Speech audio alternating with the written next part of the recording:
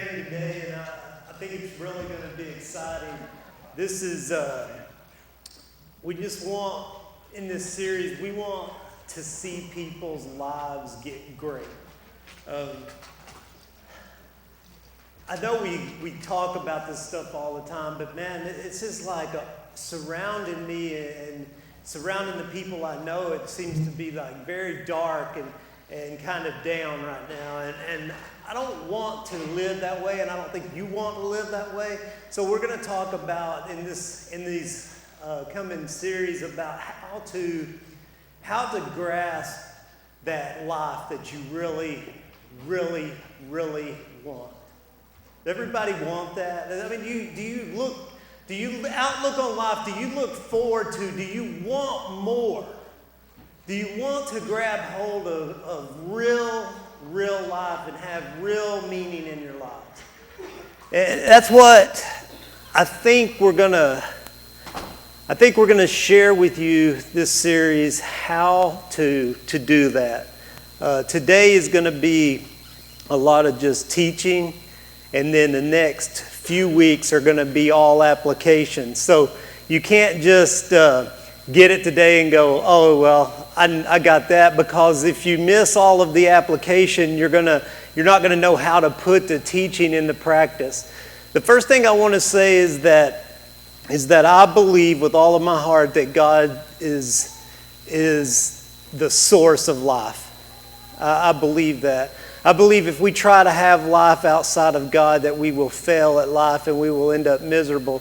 I believe with all of my heart that when Jesus came, He ushered in the kingdom of heaven.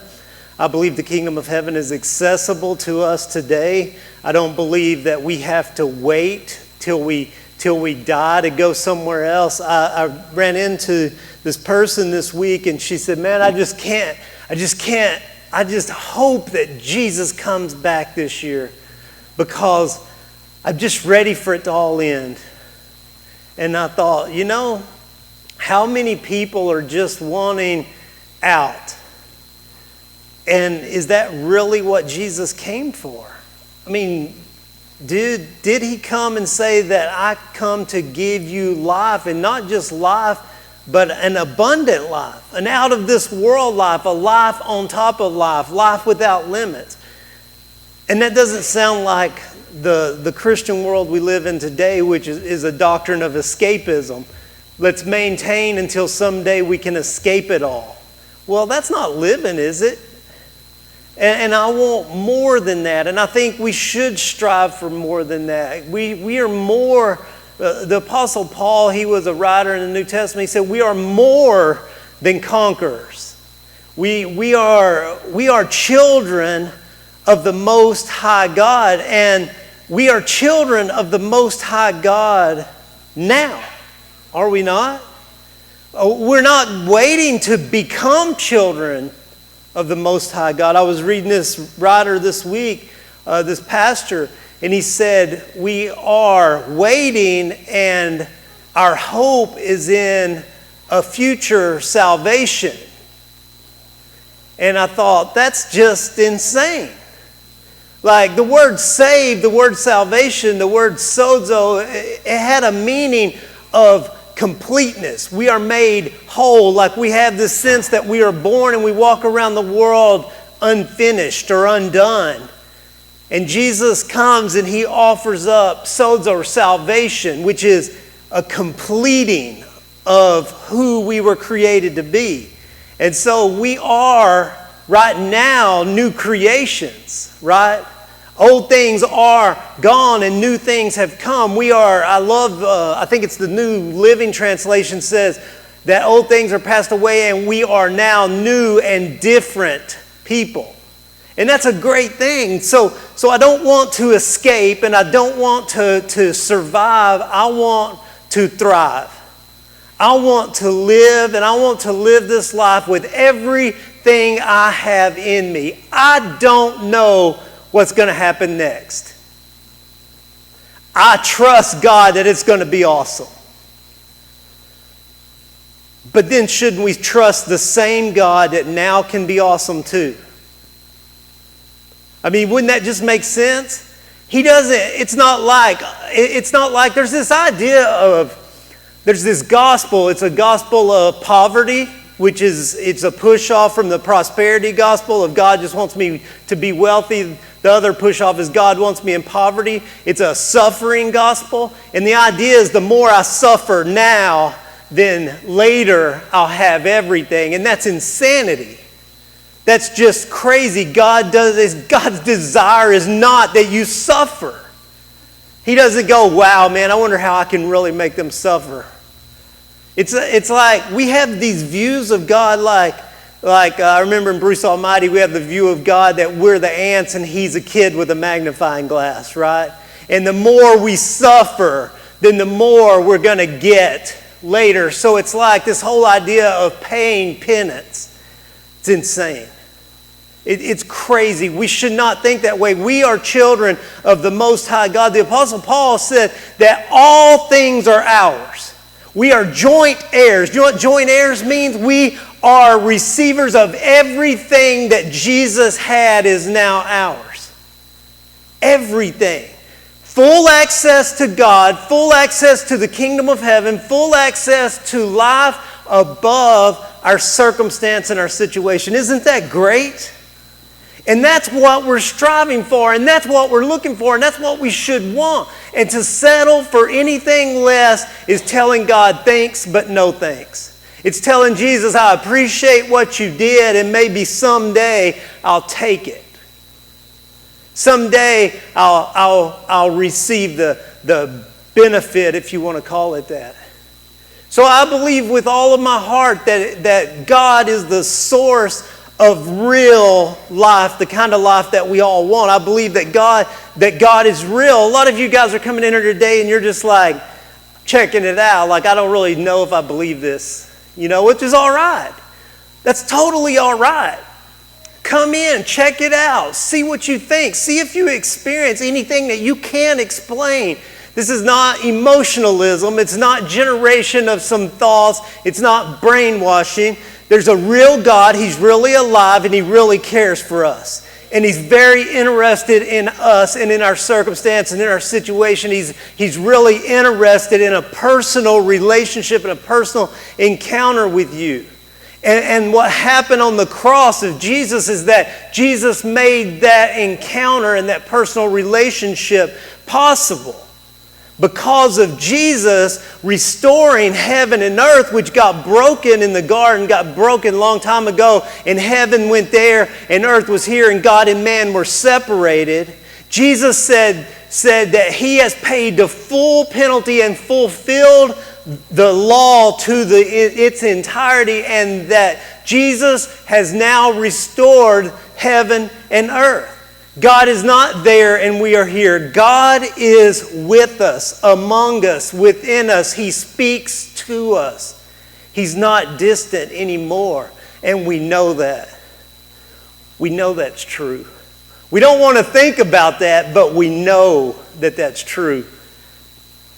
A lot of times we say, oh, I'm just have these thoughts, or I have these ideas, or I have these feelings, or I sensed this thing, and oh, wasn't that lucky? It's not luck. God is spirit. You can't see Him. I think if we could see Him, it'd really freak us out. Well, I could be like, honestly, that would be weird, wouldn't it? So I think it's good that we can't see Him. But sometimes, man, I wish that we could, or I wish like He'd send me a text. Because it's so hard to see, because we don't think that God is playing any role in talking to us and in sharing life and leading us and guiding us. But we know that if we really step back and think about it, we know it's true. Have you ever had that feeling that you should or shouldn't do something, and you do it, and later you go, man, I knew I shouldn't have done that. I knew up front, I had this feeling up front that I knew I shouldn't have done that. That's God. And it's good to learn to hear God up front, right? Wouldn't we all agree? Because those hindsights and wishes and shouldas and couldas, man, those aren't helpful later. We can learn. We always learn. How many of you guys are like me and you learn more from your mistakes than your victories? Yeah. I think that's kind of the way it is. So we can learn, and we learn that God is present and He loves us and He cares for us, and Jesus made us a way to know Him. He reunited and restored heaven and earth. Then He was taken out of this world. But before He left, one of the very last things He did, this is in the Gospel according to Matthew, which was, gospel means a good news. And so this is the good news according to Matthew that he writes. And he's given this account, and Matthew's account is written to the Jews. And it's explaining to the Jews that Jesus was in fact the Messiah. And the Jews were looking and awaiting for the coming of Messiah. And the word Christ means Messiah. A lot of people say, well, wasn't Christ Jesus' last name? And it wasn't. It was who He was. It was His identity, not His last name. And so Jesus the Messiah is what we know Him as. And so Matthew writes this gospel to convince people that Jesus is in fact the Messiah.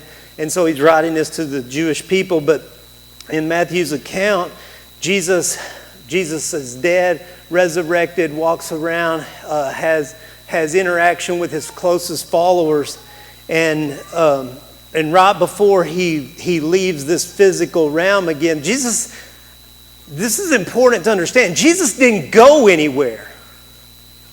All right? But I know people say Jesus is coming back to what I say, where from?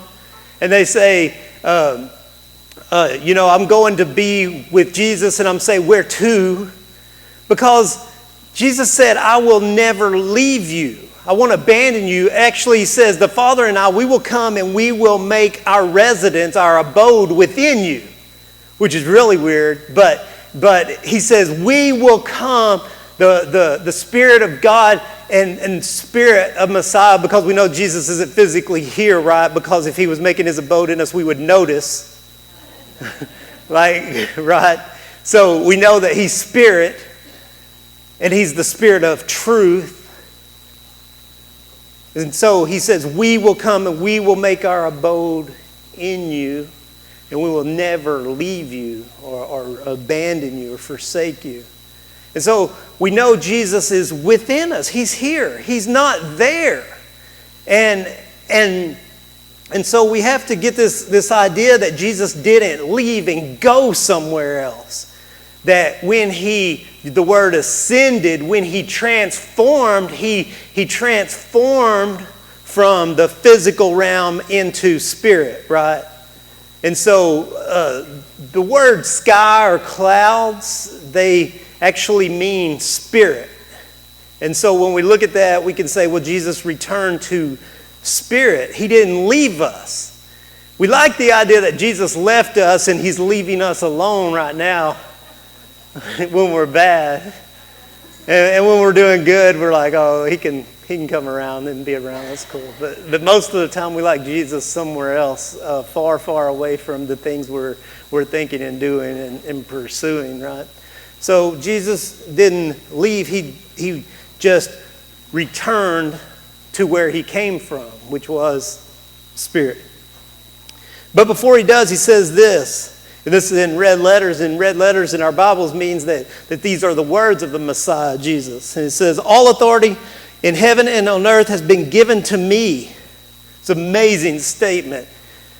And we won't go into that today because I'm already behind. So we won't go into that. But this is where I want to focus on verse 19. This is Matthew chapter 28, verse 19. It's a very important verse for us today even.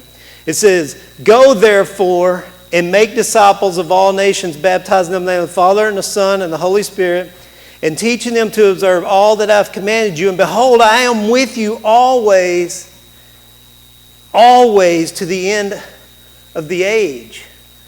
And there's this idea that the age of Messiah is one that doesn't end. Like it's the last or final age. Like it's the age where Messiah restores and returns and repairs everything that was broken to God. He restores all of creation to God. And so He says He will not abandon us or leave us. So He's with us forever and always. But he says we have a task, and that task is to go and make disciples. Now, I understand that he was not talking to me. Do you get that? Like Jesus wasn't, how many of you guys read the Bible like, oh, he's talking to me? He wasn't talking to me. Who was he talking to? He was talking to his closest followers. We would call those people his what? His disciples. He was talking to his disciples. And in this talk, Jesus is giving his disciples a commission, right? He's commissioning them because they had followed him around and they had learned from him and they had seen him and they had trusted him, they had believed him. And so he had walked with them and he knew them and he knew their lives. And as he walked with them and saw how they lived, as he saw how they lived, he then turns around and says, now that I have discipled you and shown you and taught you and revealed the kingdom of heaven to you, now I want you to go and do the same thing.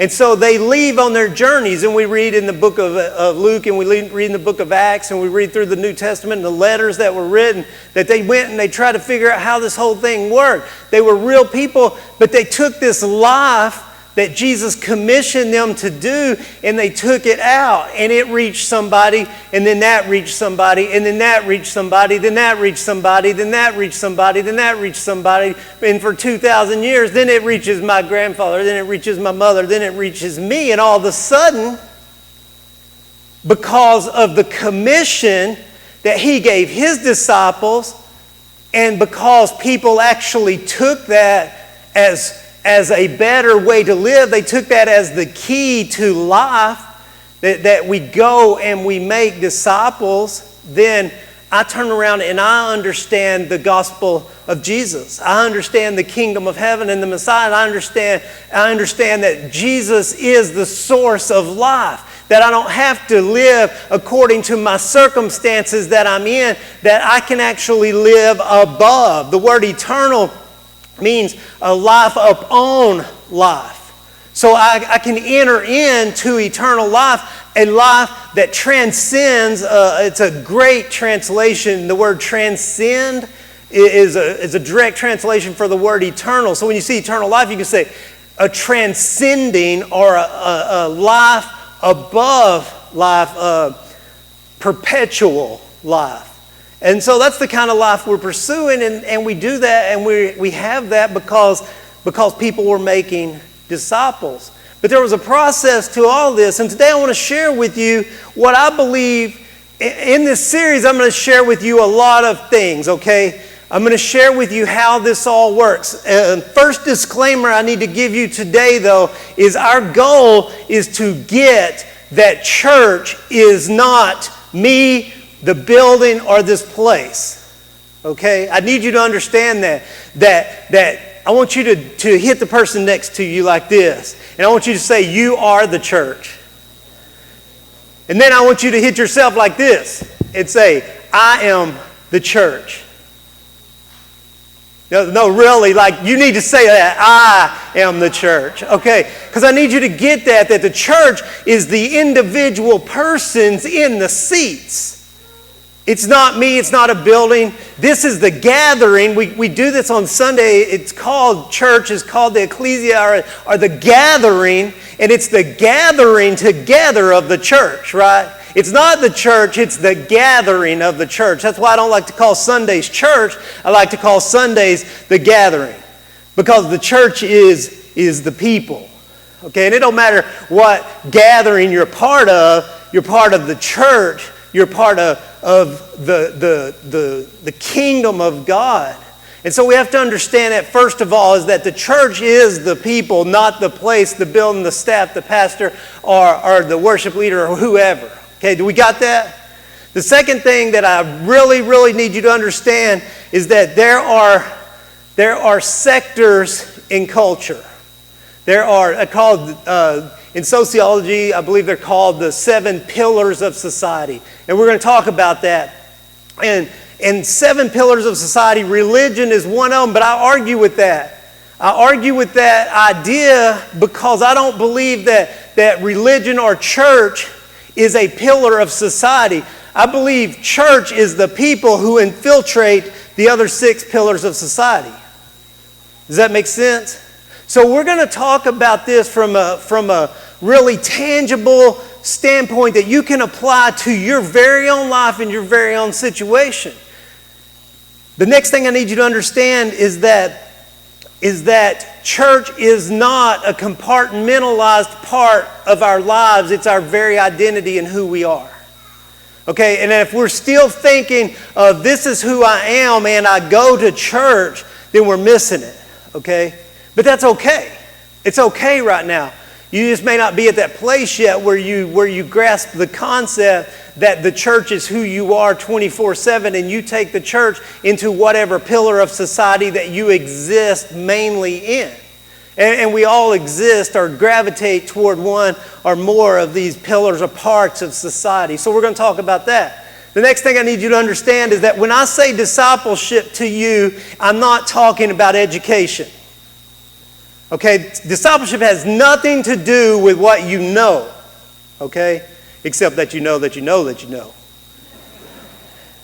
It doesn't have anything to do with how many Bible verses you know, or if you know the address of this scripture or that scripture, or like how many lapel pins you got. Anybody go to church when they were a kid, get the lapel pin? Like, I went 400 Sundays in a row. Man, you are weird. Because that's like, you went to church sick. Like, you went to church on vacation. You went to church like 400 straight, 30-year pin. Man, you didn't have nothing better to do. Somebody in your family died on a Sunday and you went to church. Come on. Anyway, and who's around to testify, right? Like, I can just say that because, I was here. That was the Sunday you missed. Who really knows, right? So, I'm not talking about, discipleship is not about learning. It's not about this compartment or this piece of your life. Jesus didn't disciple the apostles for a specific ministry. He discipled them as people. Okay, and what I want to talk about as far as discipleship and what discipleship is when Jesus gives the Great Commission is I want to find life and then bring other people into life. Real life. Not religion, not church, not this. I want to grow in life and bring people into life. Does that make sense? And so discipleship is everything. Think of the gathering as like college or trade school or whatever, okay? Because it's not making disciples so you can serve in, when I say the ministry to you, what do you think? That's what you do. No, that's not what I do.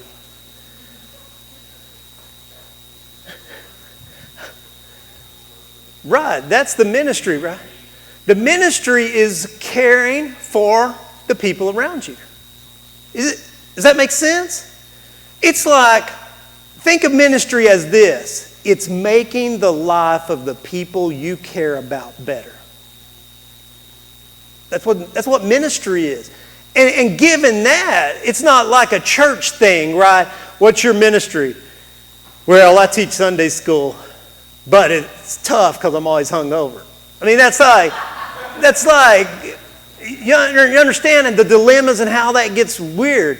And so it's not this section of life and what I do. And a lot of people think that discipleship is for those ministry professionals, okay? Those counselors and preachers and teachers and worship pastors and this and that. But discipleship is what people do to help other people have the best life possible. Okay? So what we're going to be talking about in this whole idea of this life surge, of this energy poured into and focused into an area to take what is average and ordinary and make it into something explosive and great like your life. What we were going to be talking about is discipleship.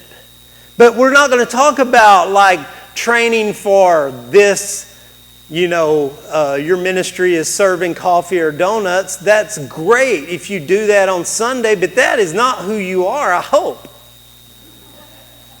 I mean, aren't you more than that? Like, I'm a door greeter. Really? And that's all you are. That's your ministry. That's my ministry. So you're a door greeter on Sunday. But what is the totality of your life?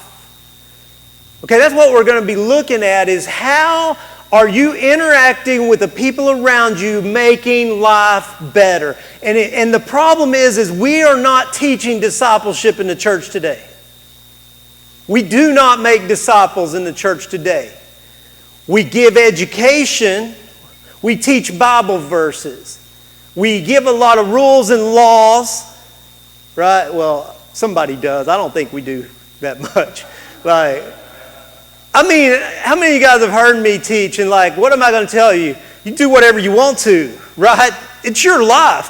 Do whatever you want to do. I'm like Paul when he says, you can do anything you want, but it's just not all going to be beneficial. I'm going to tell you the path that's going to lead to the best possible life, and then you choose. Choose your path. Go and live it. I'm not going to love you any less because you do stupid stuff. And I'm going to be there when you crash and burn to pick up the pieces again. It's okay. It's okay, man. You may think I'm the only person that's routed through this church 3 or 4 times. No, everybody here has. I mean, it's pretty much. Everybody just goes and comes and goes and comes and goes. It's like we got a revolving door at the front. It's all right. Because people go and we make our own choices and we live our own lives, right? But if we focused on discipleship, if we focused and were very passionate and driven about teaching people and growing people and raising up people to become disciples, then we would understand and we would become a tighter, more functional group of people who are heavily impacting our communities, will we not? I mean, the reason I say that is because I look at Jesus and he takes like 11 flunkies, failures, people who didn't cut it or make it in culture and society. He went and drafts them as teenagers from nobody. They were nobodies from nowhere. They were from a fishing village with maybe 100 people living there, most of them. Right? They had flunked out of school. They had been sent back. It's one of those pats on the backs and you just really don't have the aptitude for this job. So you're going to need to go learn your father's trade. Your father's a fisherman, right? Yeah, you need to go fish. I think it'd be great for you. The world needs carpenters too. Have you heard that? Like in school, it's like, the world needs garbage men too. That's what your counselor says to you. You're like, thanks, man. There's nothing wrong with that, but because I have this fantasy of getting a job as a janitor. Because I would love to just push a mop. You know how stress-free and how much of a load that it would not require of you to just push a mop. Put on headphones, get some baggy pants, and push a mop. Oh my gosh. That would be living. I mean, have you ever just had enough and go, man, where do I sign up for this ditch digging job? I think about that stuff sometimes. Things get a little too much, and I'm like, I just want this brain job that I don't have to think, or I just want to do one thing. Like factory work would be awesome. I mean, I could do that. And then somebody comes up and starts telling you their problems. You're like, go away. I'm working. You can't say that when you're a pastor, right? Wouldn't that be so cool? Oh, fantasies. Anyway, what was I talking about? Making disciples, right? So, man, I lost it. Oh my gosh, I don't even know what. Flunkies. Jesus went and got flunkies. Jesus went and got nobodies from nowhere. And there was like just a handful of them, and they changed the entire world. Now here's my thinking. Like with this many people and this small of community, shouldn't we have some kind of noticeable impact? I mean, you would think. Like if 10, 11, 12 people can impact the whole globe, the whole known world at the time, then like couldn't this many people impact a small community like this? Well, yeah, we can. But we have to have a process. The process was with creation. Okay, it's God's process, but we have to pay attention to it. Now, I'm going to explain to you what God has shown me through Jesus' ministry here and Jesus making disciples. Okay, Jesus did a good job, wouldn't we say?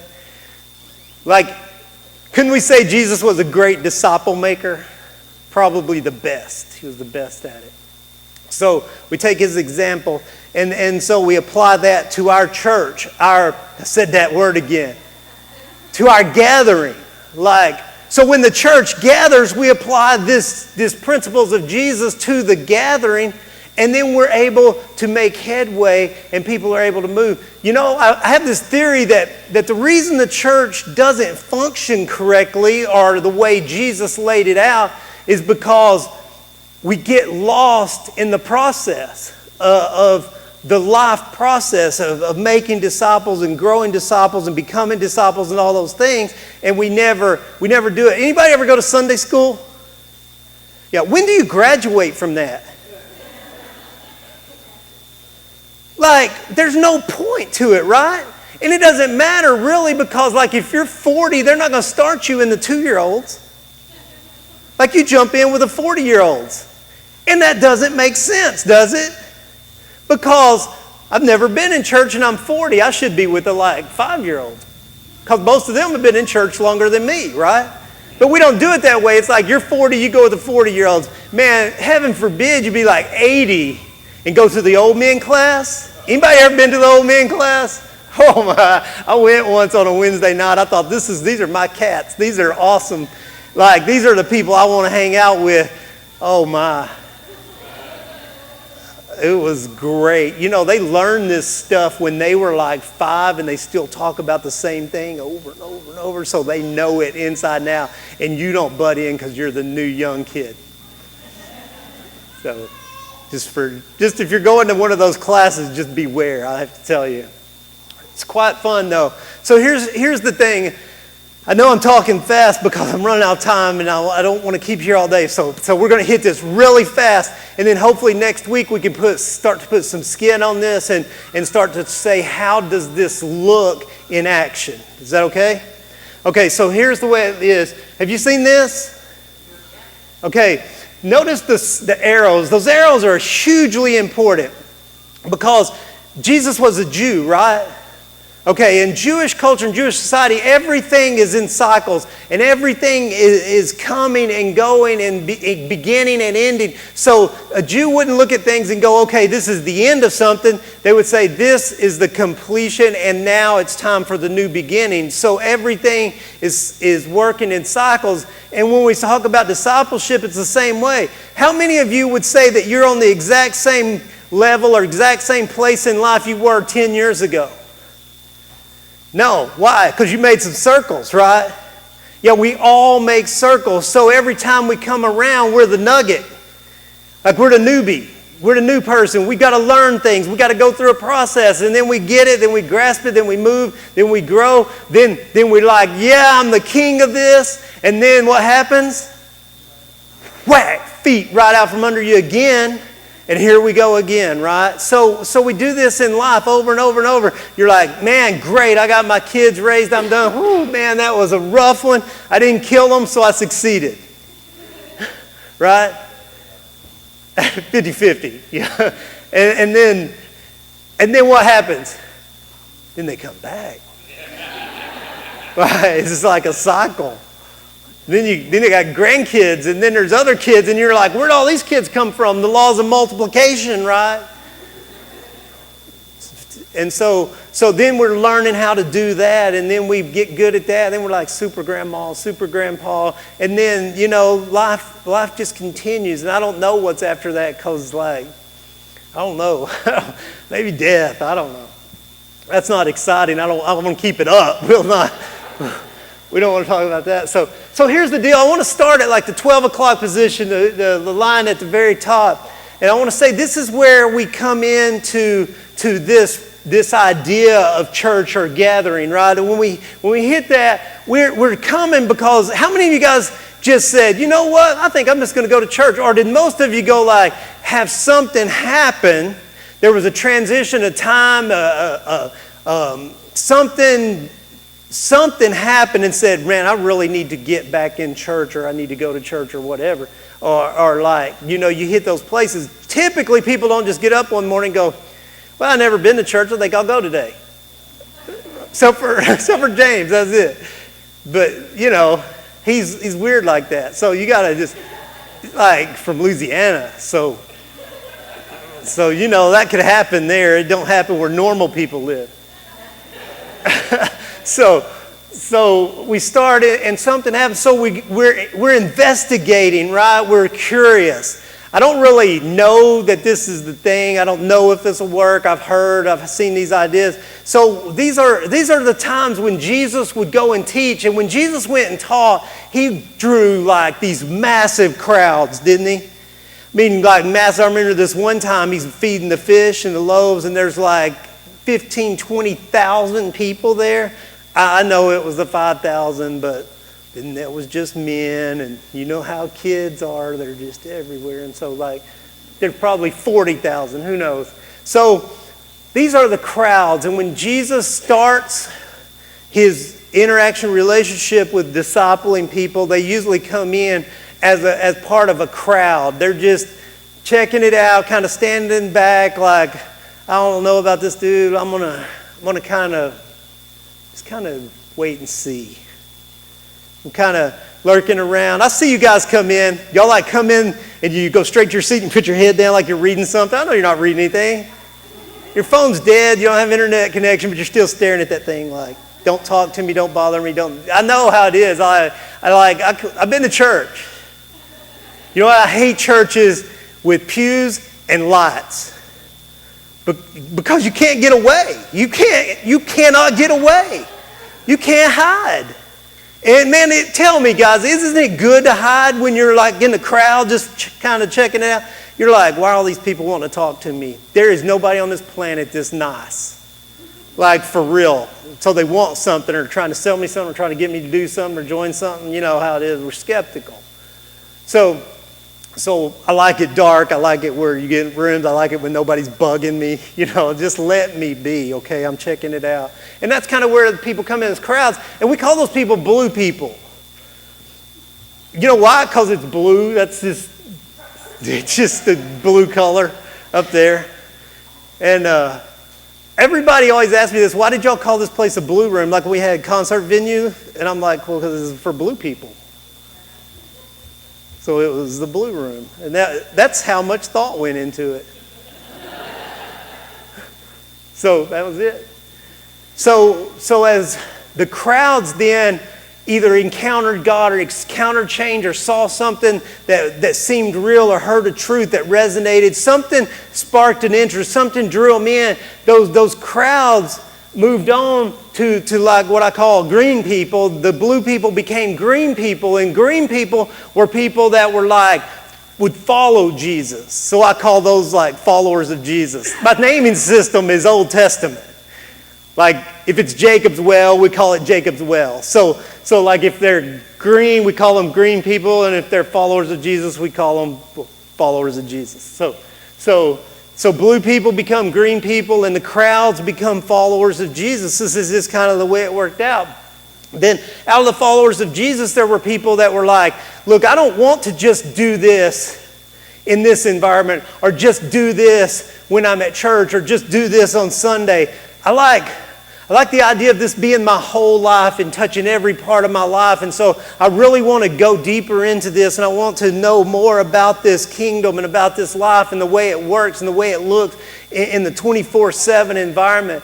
And those people transition, and they go from green, and green people become red people, and those red people are disciples. Disciples means I'm curious. I want to walk this out and work this out. I want to do this. Now, nobody can make you be a disciple. Like, you have to decide, I'm going to be a disciple, right? Nobody can force you. This isn't like school where we have to force you to go to the next grade and teach you these things. It's like, this is up to you. You determine where you go and how it goes, right? This is not prison. This is not mainstream church. You don't go to the 80-year-old just because you're 80. You know what I mean? It's like, this is you developing and growing in your life and testing your thing and walking and working out your relationship with God. And so green people become red people, and red people want this within all their lives, and they do this. Now, how long did Jesus walk with his disciples? Like 3.5 years, right? Okay, so if Jesus spent 24 hours a day, 7 days a week with his disciples, and it took him 3.5 years before he commissions them as apostles, how long does that translate into our culture today? 5 hours and 10 minutes. No, I'm just kidding. That was just, I don't know where that came from.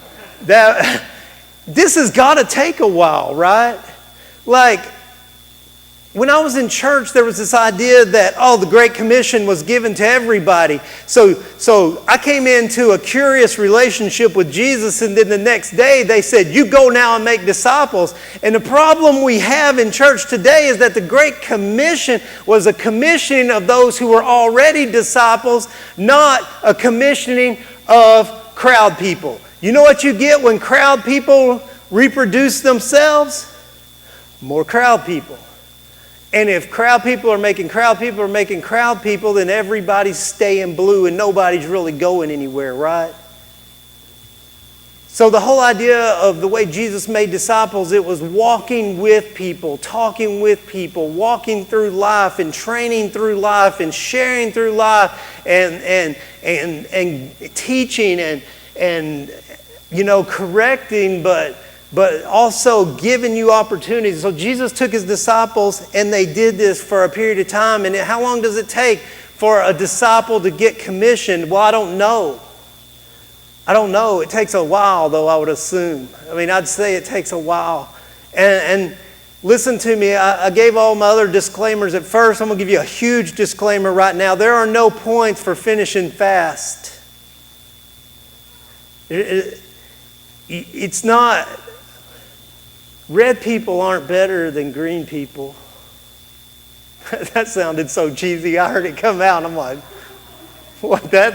I'm so anti-racist. Red people aren't better than green people. Like, you understand that, like, you don't just go, oh, you must be blue. Like, sorry. It's like, what? It's not a bad thing. The best thing ever is to know what you are, to know where you are, to know where you're at on your journey. And so like you come in blue, and then you're curious and you're investigating, you're checking it out, and you kind of work that out, and sometime you become green and you're like, man, I kind of digging this, and so I want to follow this, I want to pursue this and see where it leads. And then all of a sudden, man, you find yourself at some time you find yourself in red, and it starts to permeate through your whole life, and it becomes part of who you are. And then before you know it, man, you're yellow, and you're out leading and making disciples, and you're training and teaching people and showing people. It's like, oh, here's how it looks to live in the kingdom and be a school teacher. Here's how it is to function in the kingdom and drive a bus or drive a truck. Here's how this looks to coach and bring up kids and heal families and pray for and reach into bad situations. This is how this works. And you're helping those around you become. And so before you know it, you've gone all the way around, and it's the process. And this is the way the church functions. This is the way we make disciples, is that we are very intentional about blue people. I'm not putting any pressure on you. I'm not going to condemn you. I'm not going to throw you out. I'm not holding you at the same standard I hold myself to. I would never do that because Jesus didn't do that. You know what he said? They said, man, we want to know. And he said, come and see. Come and invest. You come and check it out. You come and check it out. And what he would do is he would walk in front of them and exemplify in front of them and let them observe what's going on. And man, they'd be intrigued, and all of a sudden they started following him everywhere, and the crowds began to follow him. They became followers of Jesus. Then the followers of Jesus became disciples, and disciples got commissioned and became apostles. And I wonder what's happening in the church. Is anybody moving anywhere? Is anybody going anywhere? It seems like people will transition from blue to green, but they'll stay green forever. Why are we staying green forever? Because nobody's pushing us, nobody's encouraging us, nobody is walking with us and exemplifying for us and challenging us and showing us how to live. Everything is about teaching or Bible memory or Bible this or Bible that. Look, Jesus walked with people. He took them out. He was in their lives and involved in their relationships and in those parts of our lives. That's where it comes. This has to be real. And listen, it's not teacher to church. It's church to church. Like, who's the church? I gave you the answer when we started. Like, you didn't know it was coming back around, did you? You're the church. You're like, I can never make disciples. God gave you kids, you better. You know what I'm saying? Your kid, I'm not going to disciple your children. I'm not around them enough. If you're getting your discipleship 1 hour a week, man, you're missing it. You know what the gathering is for? The gathering is for building you up and encouraging you and equipping you and training you and healing you and worshiping together with you and us encountering God together and seeing what God says to us. It's about teaching about circumstances, situations, it's about making your life better and building you up. And that's when we gather, and then we go back out and we make disciples. That's the way it works. And then we come in, and so when we gather, it's about worship, it's about teaching, it's about healing, it's about prayer, it's about ministry, it's about these things. It's about learning what to do when I leave here, because you're not going to disciple anybody an hour a week. I'm sorry, it will never happen. Ever. Discipleship's 24/7. It's got to be people who are connected to you for reals. Like the real life, the real you, all the ugly, all the nasty, all the dirt, all the secret, everything comes out. People who really know you, that's where discipleship takes place. You say, well, Todd, there's nobody in my life that's really walking that or being that. You know, there wasn't. In my life, the people who have discipled me and pastored me, I told you this thing works in cycles, right? So my mom and dad, mom and dad, mom and dad, mom and dad. Then it was like mom and dad didn't have that influence, and then you know, wheels off, train wreck, you know, everybody. And then when you come back though, and it's like, okay, who wants to make a disciple? I want to be a disciple. Who wants to do this? And you go to the church and you're fired up, and you go to the old men's Sunday school class, and they say, we don't like you. You don't look like us. You don't talk like us. You definitely don't smell like us. Which I took as a compliment. And it didn't work, and I wanted it so bad. So what did I do? I sought out people. I sought out people who I could read their books and watch their TV shows and hear. I read everything and studied everything. Then I met people and I called people and I talked to people and I had relationships that started growing. And I found people that were ahead of me in the game. I found pastors who had done this before. And that was helpful. And then I'm like, hey, I have this pastor friend in San Diego, and I'm like, hey, what do you do when this happens? And he goes, dude, that don't happen in church. I say, oh, you don't go to our church. That happens in our church. You're like, no, that don't happen in church. And then you're like, okay, I'm on my own because nobody does church like this. right? I mean, it's like this is different. This is different world we're dealing with, and so nobody can like help you. So it's like you have these times where you're seeking out, and God will always help you. He'll show you. John goes so far to say, Jesus talking says, you'll no longer need men to teach you, that the Holy Spirit will lead you and guide you into all truth and understanding. So you can trust God. When you can't find people with skin on, you can trust God to help you. But let's don't do that, because look around you, man. There's a lot of people here, right? I know there's a lot of you that's been through divorce and that has lost kids and lost husbands. I know there's a lot of you that's been hurt by the church. I know there's a lot of you that have been destroyed and had friends rip your lives apart and hurt you and hurt your kids. I know that there's a lot of you guys who've been through this, and there's somebody around that's going, nobody knows what I feel like. Nobody knows what I'm going through. You know what? I trust God that He will connect you to those people within this gathering. And then we can share life to each other. How am I going to tell you what it's like to lose a child? I don't know that. I don't want to know that. I'm not asking for that ministry. But some of you have been through this, experienced this. You know what it is. And now you have this opportunity to make disciples. Now, we got this idea that if I'm going to make a disciple, I have to know everything about everything, right? I know a lot about some things, and I don't know jack about other things. Don't tell my wife I said that. She's not here today, and she'll never watch me on video. She said, I see enough of you. I don't need it. We do know some things about something. We know a lot about some things, and we don't know jack about a lot of other things, right? But I think that's why the gathering is so important. You're not going to make it flying solo. There's no solo discipleship out there, I promise you. You've got to be part of this. You've got to be part of this gathering. You've got to show up. You've got to be here. You've got to support and give and minister and care for. You can't just show up and take what everybody has to give. You've got to show up and be able and willing to contribute to the whole. Because it takes everybody working together. Do you not get that?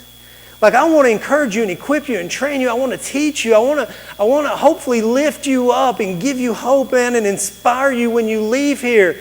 But look, you're going to need each other to meet those intimate needs. You're going to need each other to minister in those places that I don't know jack about. People that have been to me for counseling leave and go, what is he even doing here? You don't want me to counsel. I'm a teacher. You come in for counseling, I'm going to teach you something. I'm a teacher. Like Howard, man, I know he gets beat down because all I do is dump on him all the time. He's counseling great. He's genius. He don't ever say anything. I think that's what he just lets me talk, and I'm like, man, you're great. This is awesome. Best counselor ever. I'm like, man, I feel good now. Coming back tomorrow. He's like, no, you're good, you're good. But no, there's people like that. We need to find those people in our lives. You don't have to like make an appointment and go to a professional. Hey, you got two of these, listen to somebody. It's good. They may leave and you'll go, man, that person's completely insane. I don't even know what they're talking about. And they leave and go, that was the most helpful conversation I've ever had. It's the way God works. Nobody knows. It's a mystery. It's a mystery, but we need each other.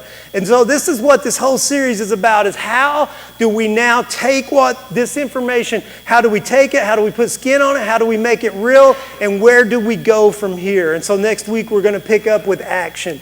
This is how we're going to do this, okay? This is how it looks when we start participating in the process of Jesus. Does that help? Does that encourage you? All right, you got to stand with me. I'm going to pray for you.